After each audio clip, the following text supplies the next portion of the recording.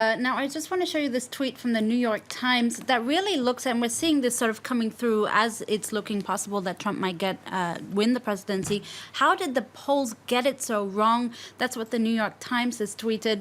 Political analyst industries and the polling have suffered deep blows tonight. Of course, most of the polls were giving Hillary quite a good lead ahead of the elections. The Washington Post says on its front page, Trump seizes clear advantage with series of battleground wins. Those wins including, of course, a very important state of Florida. We saw on the Huffington Post as well, they called it Fright Night, close, close, close.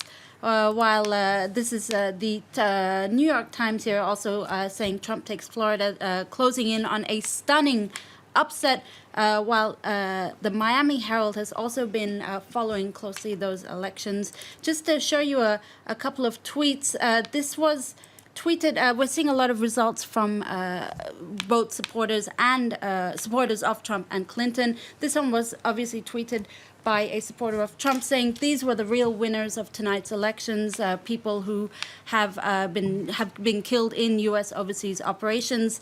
And some tweets here from Leslie Jones, who of course is a U.S. comedian. She says, this is a bit exaggerated. She says, I'm going home early because I don't know what's happening. I want to be near my weapons because it's going to be crazy if he wins. Of course, quite exaggerated. She's very finishing outspoken. with a laugh out loud, though. Of course, just to reassure us that she is, of course, joking. Well, this user here says if Trump wins tonight, he will have defeated Hillary Clinton, the Democrat Party, the Republican establishment, and the media. Well, Trump supporters, though, rather jubilant, aren't they? They're particularly happy, I should imagine, that he's taken the swing state of Florida. 29 electoral college votes were up for grabs there, and they've all gone to Donald Trump. That's right. This user says a pretty sarcastic tweet from David Korn, who says, hey, Florida, nice little Everglades you've got there.